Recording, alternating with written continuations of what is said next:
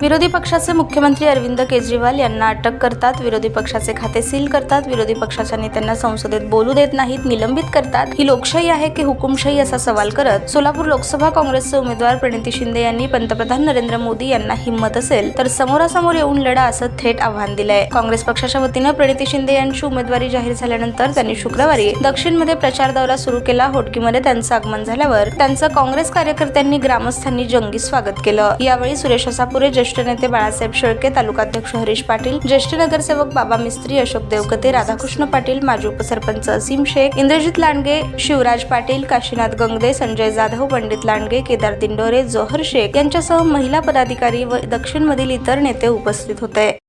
तुम्ही मोदीजींकडे बघूनच मतदान केलं ना भाजपला.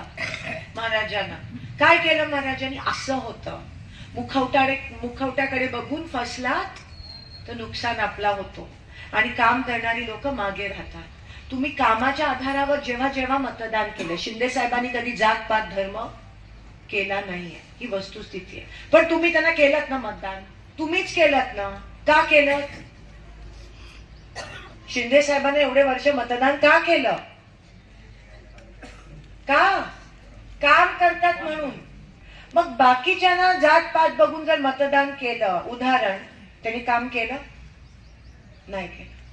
म्हणून काम महत्वाचं आहे लोकशाहीमध्ये. जे तुम्हाला जात पात धर्माच्या विळख्यात अडकवून मतदान करण्याच्या प्रवृत्त करतात ते लोकशाहीच्या विरोधात असतात आणि त्याच्यामुळे नुकसान आपला होतो, त्यांचा फायदा होतो. पण हे आपल्याला दिसत नाही.